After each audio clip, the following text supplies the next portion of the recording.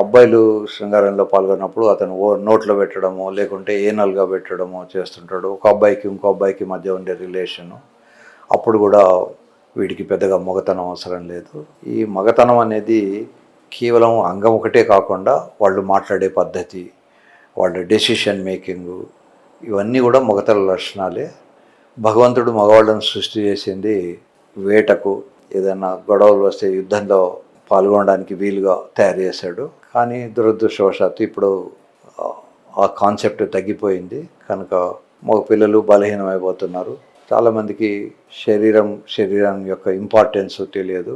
ఊరికే junk food, ఏదో దిక్కువన్న food తినేసి పొట్ట పెంచేసుకొని పనికి రాకుండా పెద్ద పొట్ట వేసుకొని, ఈ మగవాళ్ళల్లో వచ్చే పొట్ట ఎంత స్థాయికి పోయిందంటే మన మాన్య ప్రధానమంత్రి దృష్టి కూడా వెళ్ళి వారు కూడా, నేను ఈ మధ్య ఏదో టీవీలో వారిది విన్నాను, వారు కూడా ఒక సలహా ఇచ్చారు, మగవాళ్ళందరూ కొంచెం నూనె పదార్థాలు తక్కువ వాడండి అని. సో ట్రంకల్ ఒబెసిటీ అంటారు. మన దేశంలో ఈ ట్రంకల్ ఒబెసిటీ చాలా కామన్.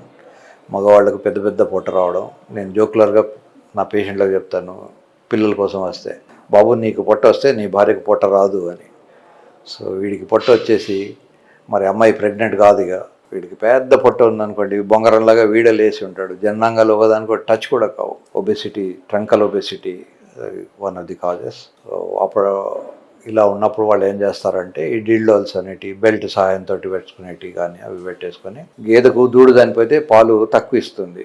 వాడు ఏం చేస్తాడంటే గేదె ఓనరు చిన్న బొమ్మ పెట్టేసి ఆ చనిపోయిన దూడ చర్మం ఒలిపించి దాంట్లో గడ్డి పెట్టేసి దాన్ని ఒక బొమ్మలాగా పెట్టేసి పాలు పెడతాడు. వీళ్ళు కూడా న్యాచురల్ సెక్స్ మానేసుకొని ఈ డిల్డాల్స్ తోటి వాటితో సంతృప్తి పడి ఉంటారు. ఏదకున్న కొద్దిపాటి మెదడుకైనా కూడా దానికి తెలుసును అది నిజమైన దూడ కాదని, అందుకని అది పాలు తక్కువ ఇస్తూ ఉంటుంది. సో మనుషులు కూడా దాన్ని, మరి మనుషులకు చాలా తెలివి ఉంటుంది కదా, గేదెలతో కంపేర్ చేస్తే కొన్ని లక్షల రెట్లు ఎక్కువ జ్ఞానం ఉంటుంది. కానీ గేదెలాగానే వీళ్ళు కూడా కొంత అడ్జస్ట్ అయిపోయి దాంతో తృప్తి పడుతూ ఉంటారు.